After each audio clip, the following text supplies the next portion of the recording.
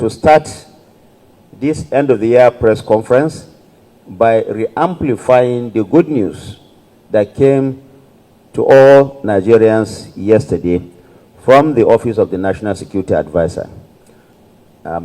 This is the news that all of you have heard by now, that the remaining part of the abducted school children and their teachers from St. Mary's Catholic School in Papri in Niger State, 130 of them all have been rescued, and they have been handed over to the government of Niger State for examination before an onward handing over to their various families. Now, this brings to total the entire 230 of these school children that have been abducted. Recall that the first batch of 100 of them have been reunited with their families. So in total, no one is left in captivity from the event that has happened at St. Mary's Catholic School in Papri in Niger State. I thought that I will get some clap at this point.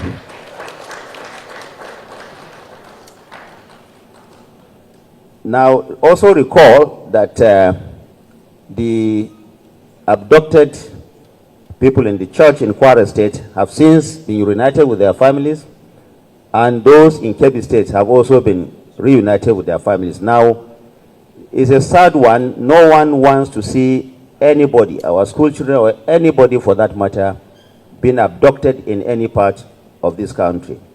And let me reassure you that President Bola Ahmed Tinubu has given a charge to the security agencies to ensure that this does not happen again. And where it unfortunately happened, there will be full disclosure, and there will also be a swift response to ensure that no one goes away with any kidnapped member of the Nigerian society.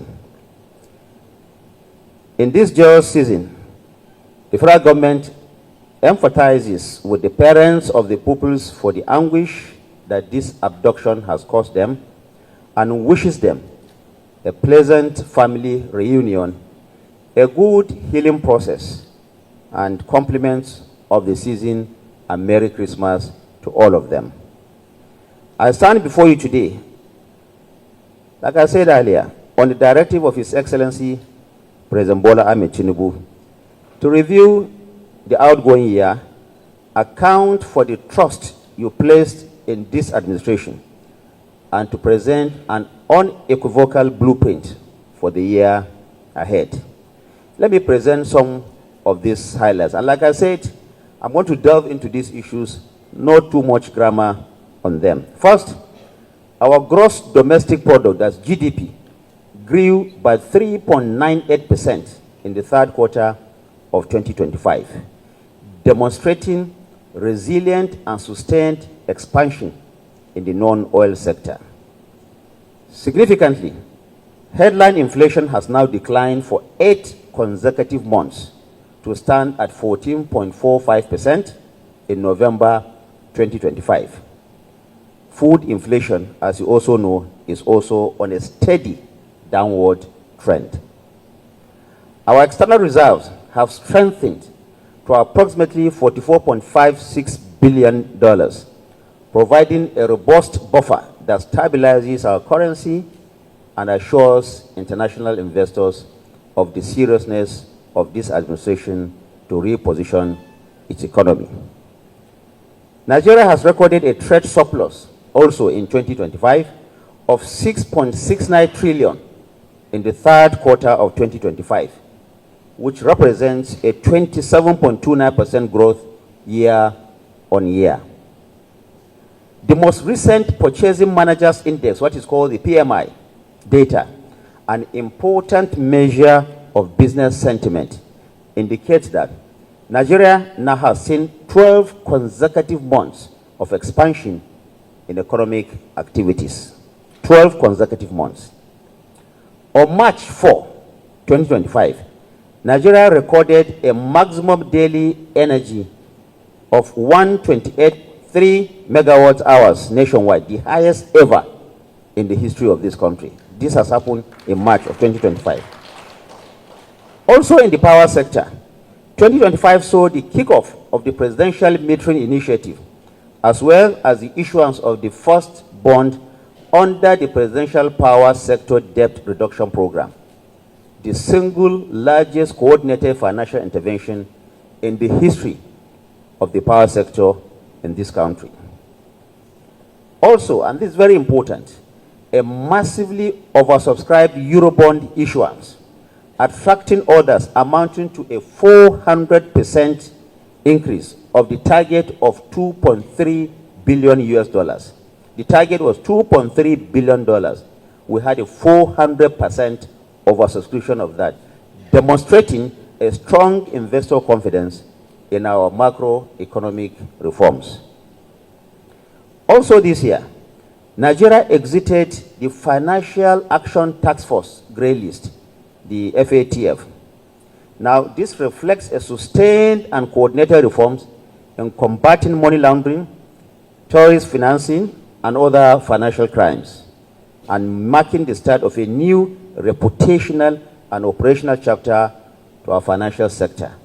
This is very important.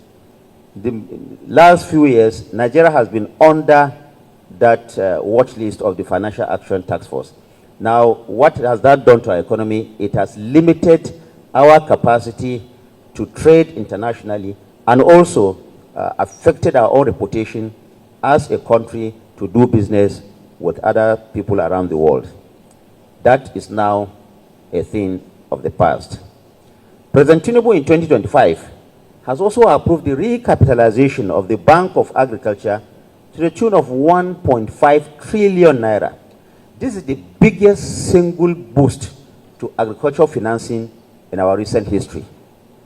$1.5 trillion to the Bank of Agriculture. We committed to deploying over 1.5 trillion naira investments in road infrastructure in 2025 alone, the largest such commitment in our nation's history, based on our firm belief that our economy cannot grow faster than the infrastructure that supports it. At the heart of this effort are 4 legacy highway projects engineered to connect every region and unlock all new economic corridors in the length and breadth of this country. And I'm going to list them now.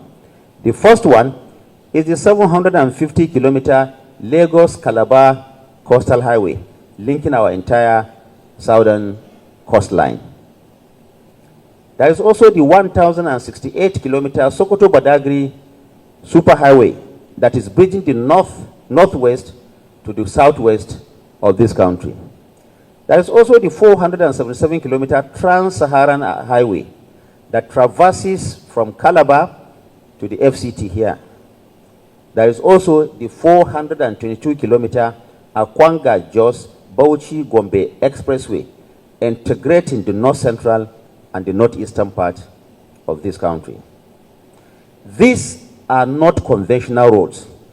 They are being built with reinforced concrete pavement, designed to last for at least 50 to 100 years, drastically cutting down the cost of maintenance that is associated with the use of asphalt. Also in 2025, there has been also the strong attempt by the administration to empower the next generation of Nigerians. For our young people, 2025 has been a bumper year in targeted and catalytic policy making implementation plan. The first one is Nigeria Education Nel Fund, the popular Nel Fund, which has now supported over 788,000 Nigerian students with interest-free loans and stipends amounting to over 150 billion naira and still counting. Now, the desire of the president is that any young man or woman of school-going age should be left out of school simply on the account of the inability of parents or guardians to pay for tuition and also to pay for upkeep. You don't need to know anybody to connect with NEL Fund. over 788,000 Nigerian students have already benefited from this, and the president is not stopping. He is going to continue to do this. Just imagine 788,000 of these students out of school today. The federal government of Nigeria's investment in digital and creative enterprise, what is called the IDICE program, officially also kicked off during the current year 2025, with an anchor investment in a new multi-million-dollar venture fund that will support the creative and digital entrepreneurship aspirations of young Nigerians. Also, for the young people, in 2025, the federal government launched the Student Venture Capital Grant, what is called the SVCG. This is offering equity-free financing of up to 50 million naira for undergraduate innovators in science, in technology, and engineering. Also in the bracket is mathematics, medicine, and other related disciplines.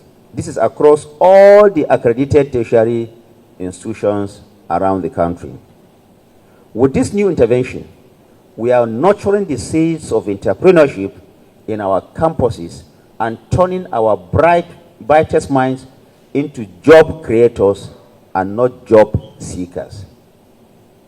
There is also the 3 million technical talent, what is called the 3MTT program, which has made significant progress during this year as it builds Africa's largest digital army. On security, in the area of security in 2025, we saw the presidential declaration of a nationwide security emergency that will, in the months ahead, translate into massive recruitment into the armed forces and the police force. And this also includes the deployment of trained and equipped forest guards to secure our forests and other vulnerable locations. What we used to have in the past is that there are dark spots within our forests that are largely unmanned, and that's creating safe haven for these terrorists and criminal elements. With this kind of recruitment and this declaration by Mr. President, there will be no hiding place for all these criminals and these terrorists hiding again in our forests. We have also in 2025 a new national counterterrorism doctrine that is anchored on 4 critical pillars: united command, intelligence, community stability, and counterinsurgency. Now, I want you also to remember that in 2025, 2 of the most internationally wanted criminals, the ISWAP head residing in Nigeria, has been captured through the coordination of all the security agencies and those also in the intelligence community.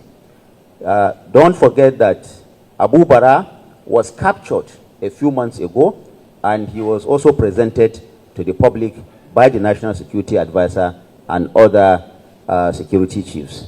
Now, this is one of the most wanted terrorists on the African continent, and he was captured through the coordination of our security forces. Remember also, this was someone who had a large sum of money put on his head by even the Americans to capture him and bring him to justice. As we speak today, this gentleman, together with his chief of staff, are having their day in court, and they are going to get justice that befits them. Let me clear about what this means. That henceforth, any armed group that kidnaps our children, that attacks our farmers, that terrorizes our communities, is officially classified and will be dealt with as a terrorist organization, any individual or any group.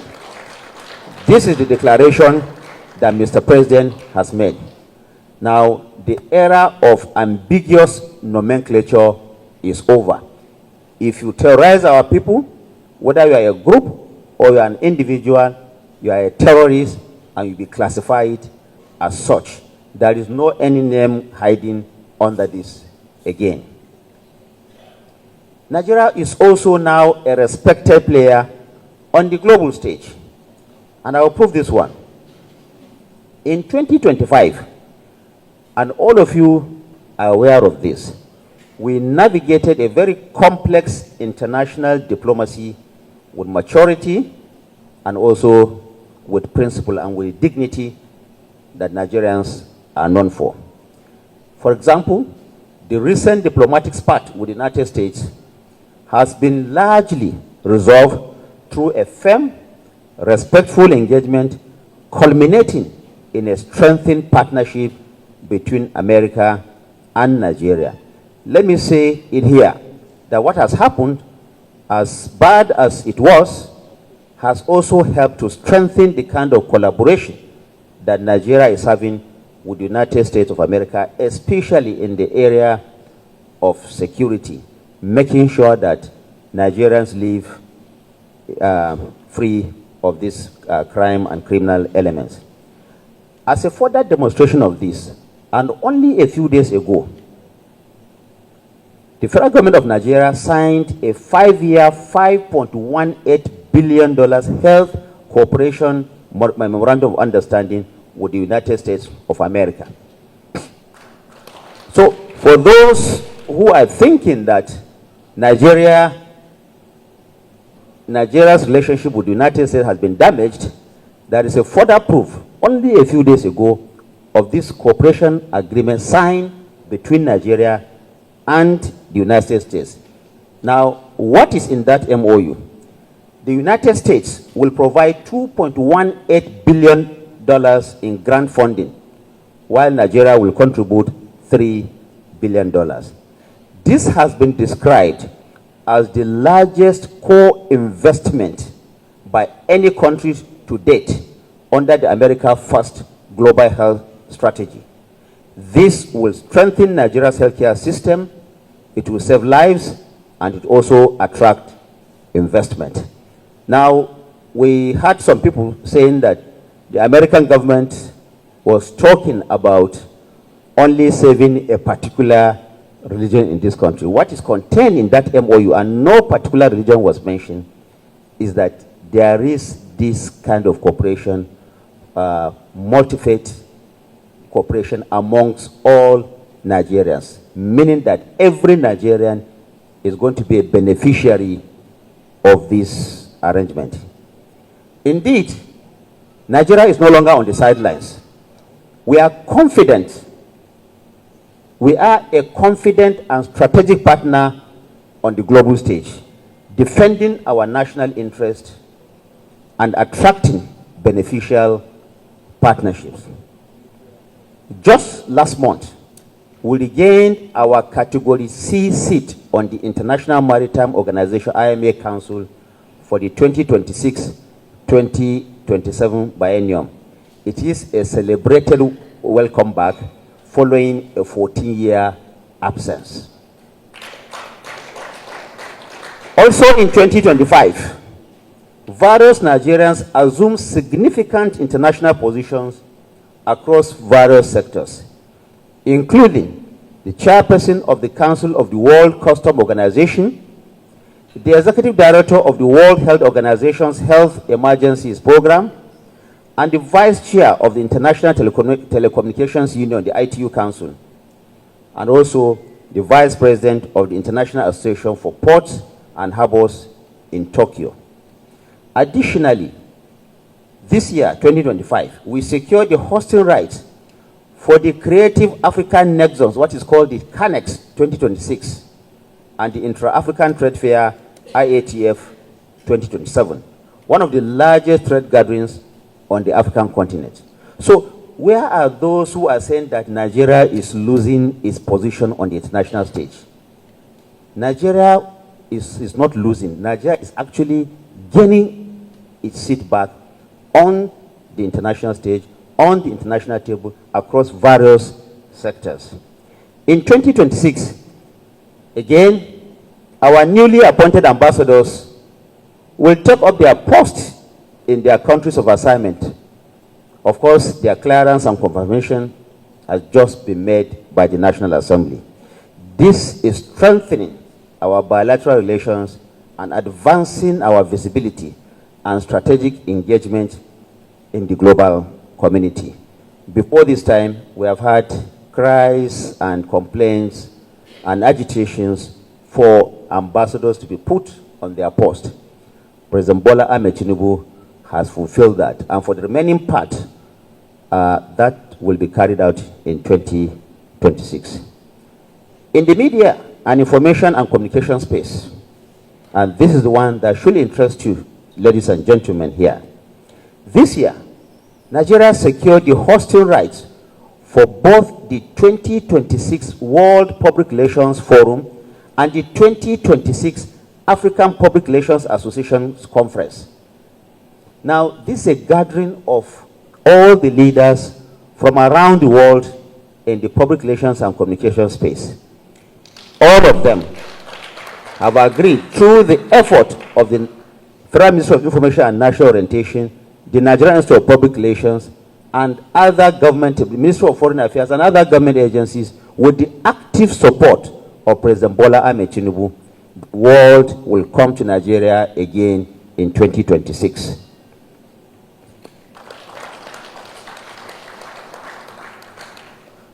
And let me emphasize that we made history by these two singular acts, by becoming only the second African country to ever host the WPRF, the World Public Relations Forum. It's the second time any African country will be hosting that, and it is coming to Nigeria.